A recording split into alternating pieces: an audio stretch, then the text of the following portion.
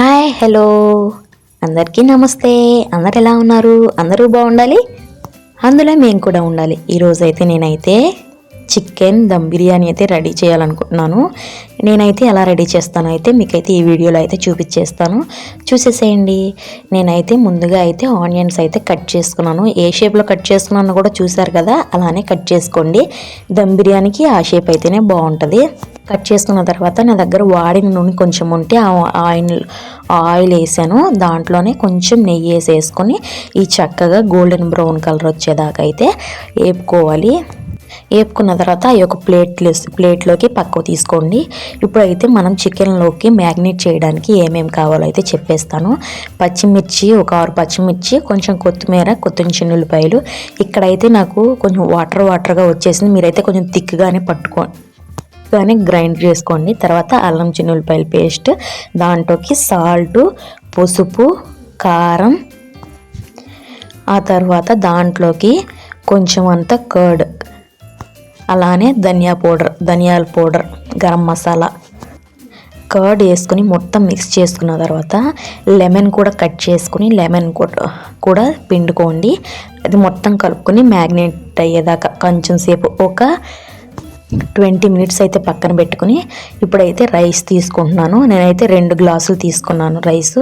2 గ్లాసులకి 4 గ్లాసులు వాటర్ పోసాను. ఇదైతే దాంట్లోకి బిర్యానీ దినుసులన్నీ వేసేసుకోండి. పచ్చిమిర్చి అయితే ఆప్షనల్, మీరు వేసుకుంటే వేసుకోండి, లేకపోతే లేదు. బిర్యానీ దినుసులు మొత్తం వేసుకొని 2 స్పూన్లు నెయ్యి వేసుకోండి. నెయ్యి వేసుకోవటం వల్ల ఏ మెతుకు ఆ మెతుకు విడిపోయొచ్చింది. అయితే ఇదైతే పక్కన పెట్టుకోండి. ఇది కూడా ఎంతసేపు, ఒక 20 నిమిషాలు అయితే పక్కన పెట్టుకోండి.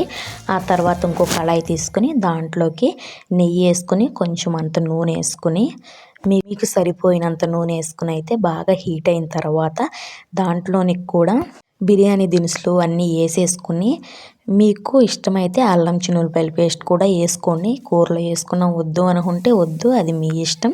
ఇక్కడైతే మ్యాగ్నేట్ పెట్టుకున్న చికెన్ కూడా వేసేసాను. చికెన్ కూడా వేసేసిన తర్వాత ఇదంతా కుక్ అయ్యేదాకా ఒక సిమ్లో 15 నిమిషాలు అయితే నేను కుక్ చేశాను. ఆ తర్వాత అయితే దాంట్లోకి ఫ్రై ఆనియన్స్ అయితే వేసేసుకున్నాను.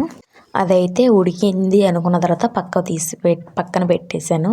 ఆ తర్వాత ఇవి ఉన్నాయి కదా రైస్, నేను నానేసి పెట్టింది, అది కూడా గ్యాస్ ఎక్కిచ్చేసాను. గ్యాస్ మీద పెట్టిన తర్వాత అది కూడా కుక్ అయిన తర్వాత 2 కిందకి దింపి మీకు వేరే పాత్ర ఉంటే వేరే పాత్రలో పెట్టుకుని, నా దగ్గర పాత్రలు లేవు కాబట్టి నేనైతే చికెన్ వండిన దాంట్లోనే రైస్ కింద రైస్ పెట్టి లేయర్గా చికెన్ వేసాను. చూసారు కదా,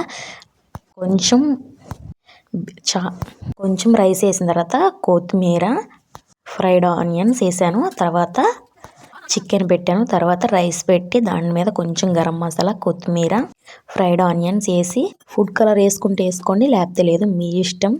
దాన్ని అయితే గ్యాస్ మీద తీసుకెళ్ళి సిమ్లో పెట్టాను. బరువు కోసం అయితే ఇడ్లీ పాత్రలో నీళ్ళు పోసి బరువు పెట్టేశాను. నిజంగా చెప్తున్నాను, టేస్ట్ అయితే చాలా అంటే చాలా బాగుంది. మీరు కూడా ఒకసారి ట్రై చేయండి. Bye bye friends. వీడియో నచ్చితే లైక్ ఇవ్వండి.